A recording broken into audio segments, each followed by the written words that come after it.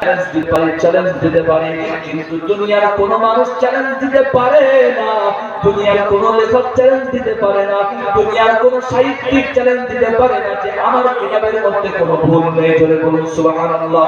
কিন্তু আল্লাহ বলছেন বান্দা শুনে রাখ, যালিকাল কিতাবু লা রাইবা ফি, বান্দা আমি আমার কিতাব পাঠিয়েছি যে কিতাবের ভিতরে কোনো ভুল নাই। জোরে বলুন সুবহানাল্লাহ।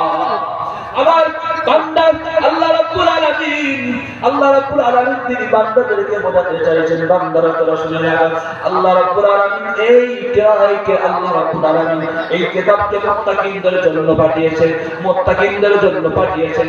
মুত্তাকিন কারা? ওখানে আল্লাহ পরিচয় দিয়েছেন তিনটে, ওই পরিচয়গুলো দেখে নেবেন। আমার আমি সর্বশেষ আপনাদের কাছে কথা বলতে চাই, দুনিয়ার বুকে যদি আমি আল্লাহর নেক বান্দা হই তাহলে আল্লাহর জান্নাত আমার জন্য অজীব হবে, অন্যথায় আমার জন্য জান্নাত অজীব হবে না। এই তাকবীরটাকে নারায়ে তাকবীর, আরো জোরে নারায়ে তাকবীর, নারায়ে তাকবীর।